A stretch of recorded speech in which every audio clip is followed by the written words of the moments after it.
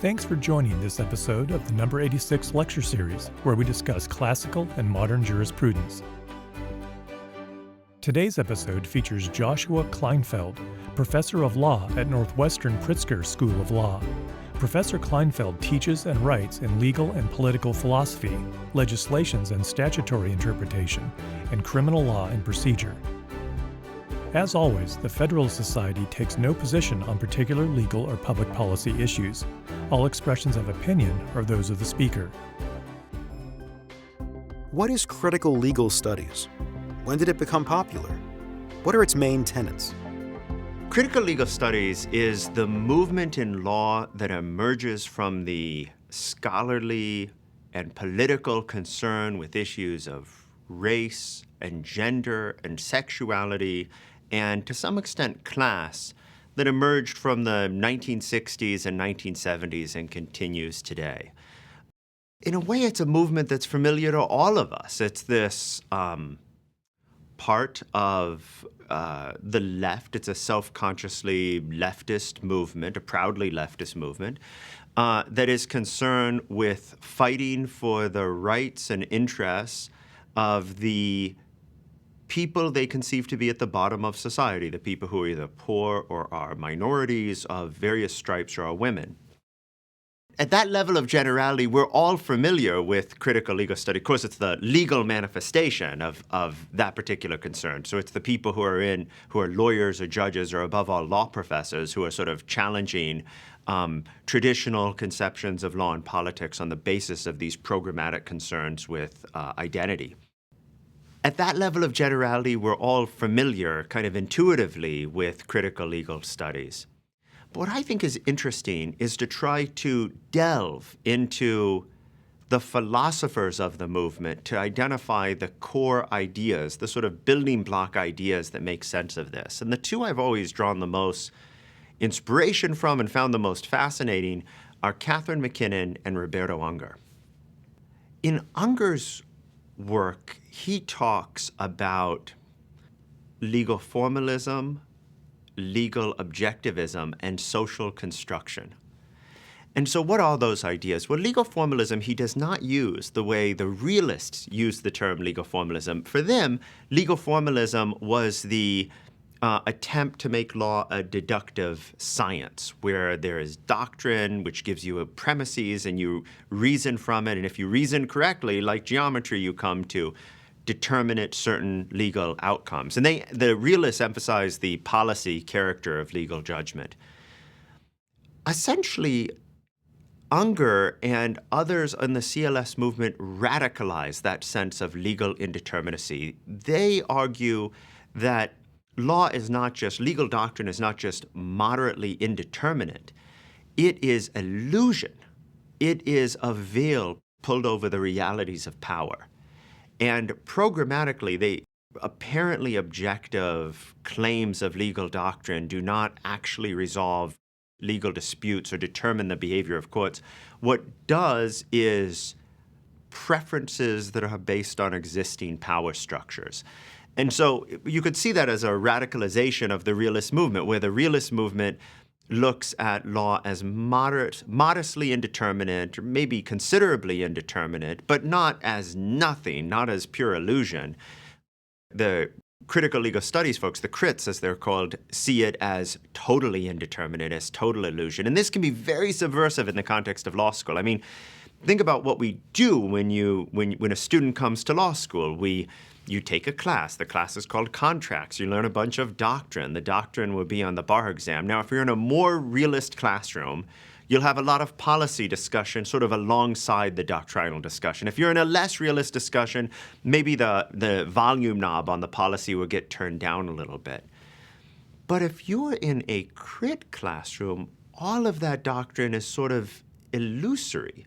What we're teaching you is a set of rationales that power uses to disguise itself. And underneath those doctrinal claims or purportedly superficially rational argument on the surface of the opinions is something much uglier and darker about the realities of power in society. And so you might still learn some doctrine in that crit classroom because you need to be equipped to wield the tools of power effectively if you're going to fight them. But there's an unreality to the whole discourse. There's an illusory character to the whole discourse.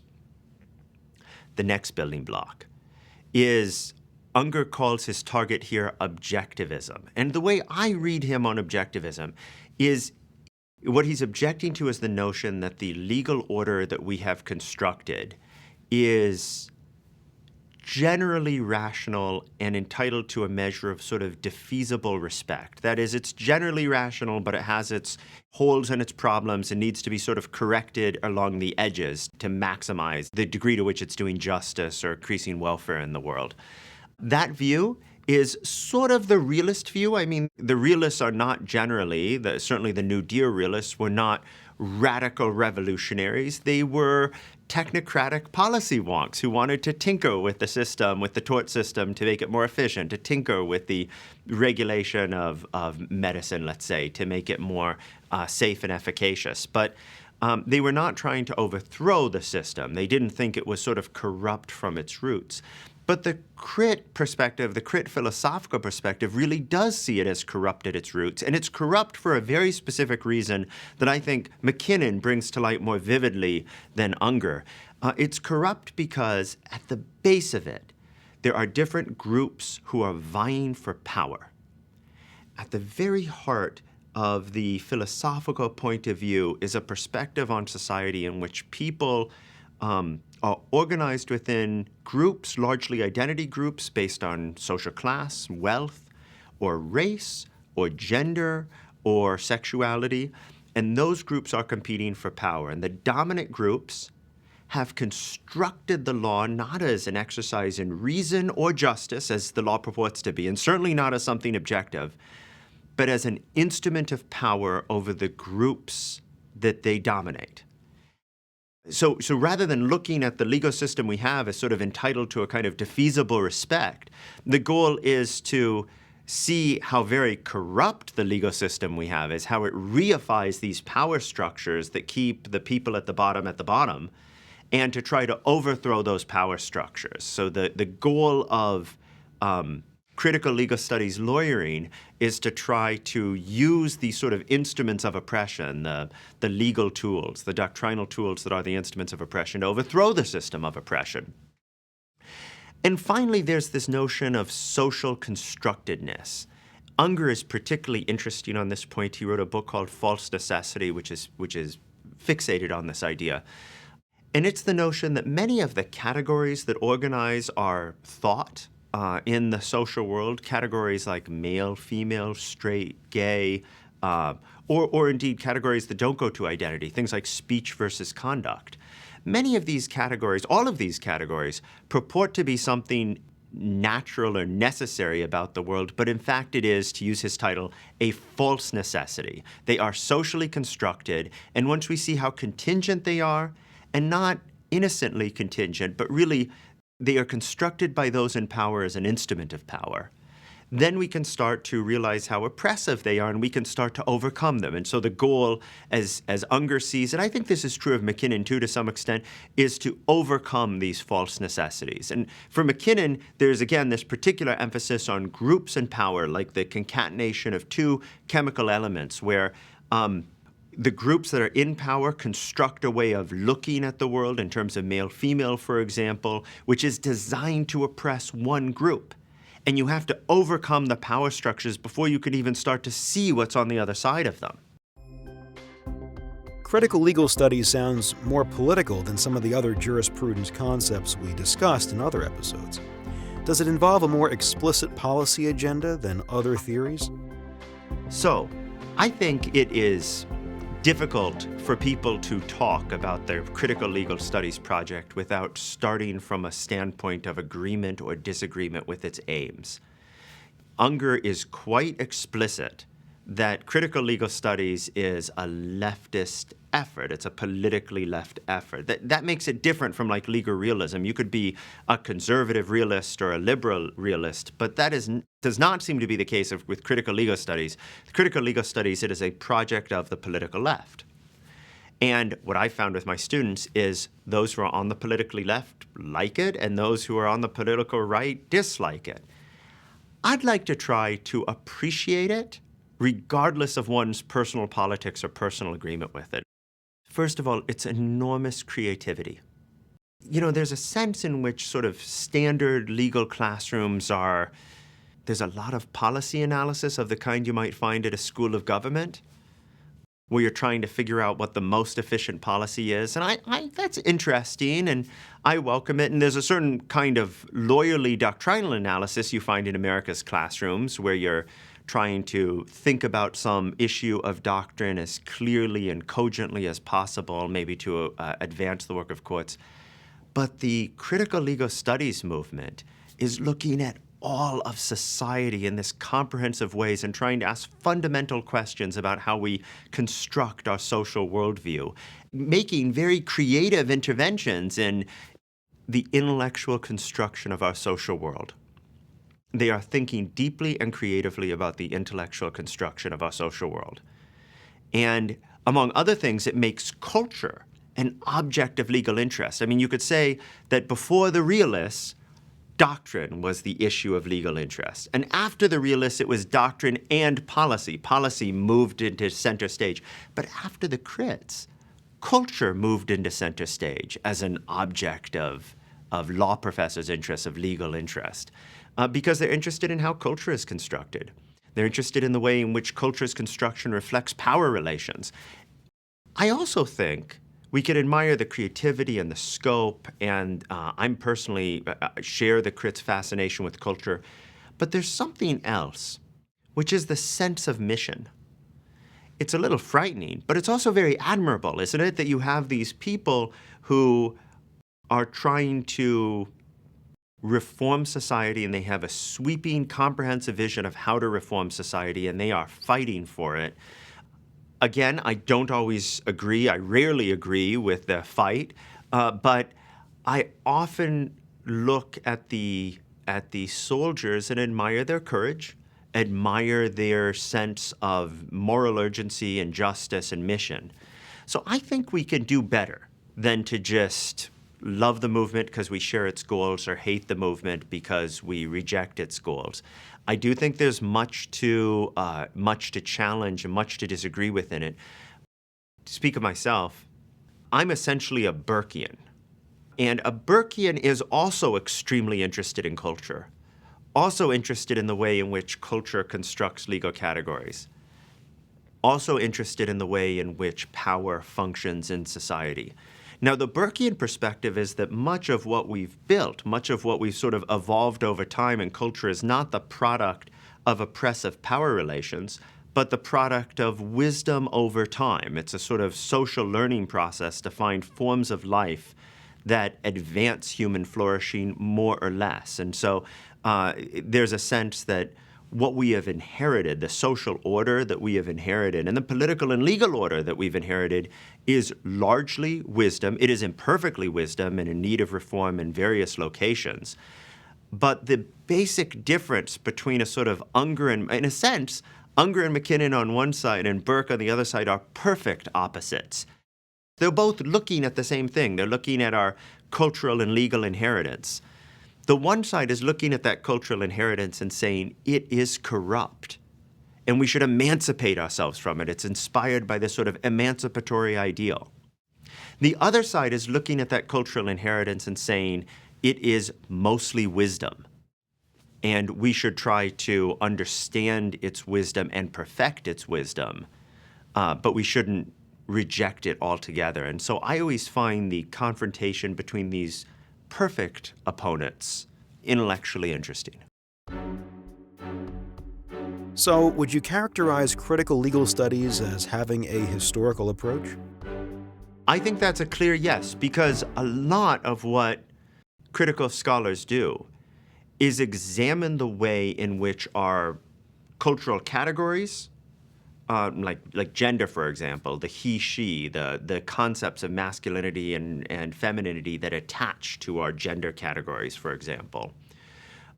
They examine the ways they were historically constructed precisely to see how contingent those constructions were, how they could have been otherwise, but also to see the forms of power that were deployed in the construction of those categories and how they might be oppressive. The crits, one of the things that makes them so interesting is at least the philosophically minded among them, the Ungers and McKinnons, are great theoretical thinkers, but they are very concerned with how ideas function in the social world as opposed to as purely abstract entities, as what Hegel called mere concepts.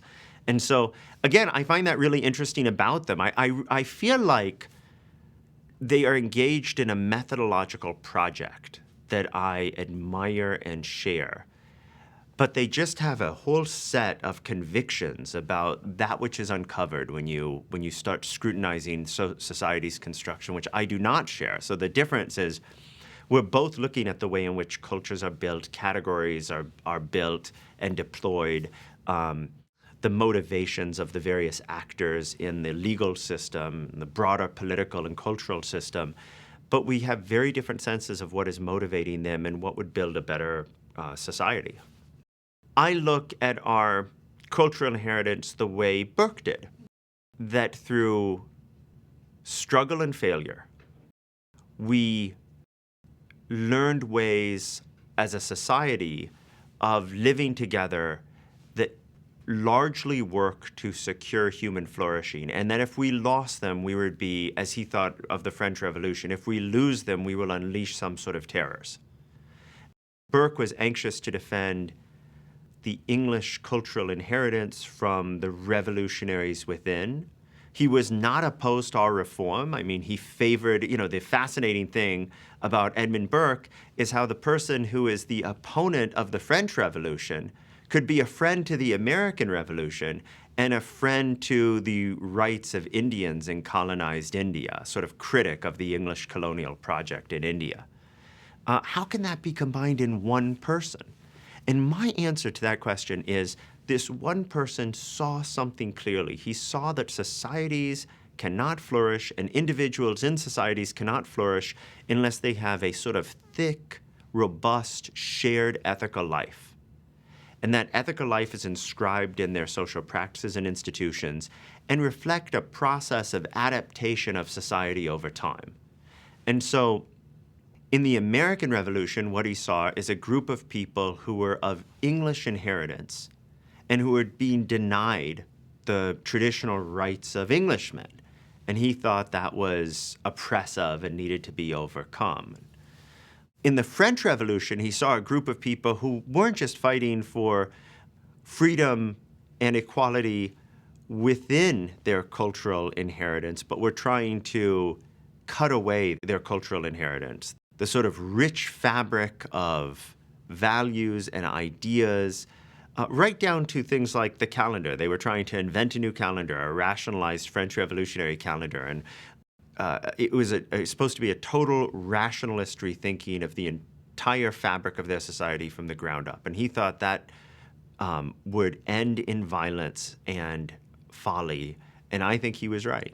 And what he saw about India is that the English were showing a lack of respect for the inherited Indian cultural fabric that needed to be preserved. And so if Burke were in a conversation with Unger or McKinnon, the three of them would recognize what one another was talking about. They would be speaking in some sense on all fours with each other. They would have very different takes on what it is we inherit via our law and via our culture from the past.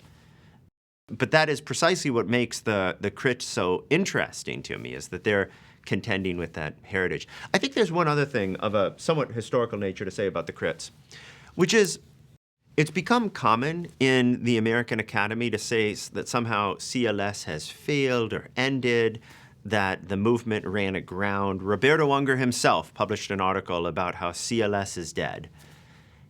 I just don't agree with that interpretation. It is true that notwithstanding critical critiques, the CLS critiques, law schools keep right on teaching contracts and torts and the other standard subjects in more or less the standard ways. The revolution has not come to law schools yet. But At every law school in America, there are sort of slots for faculty who think and talk this way. There are people who are more or less critical legal studies thinkers and are focused on issues of identity and have imbibed and are working within this body of thought that focuses on oppressive power structures.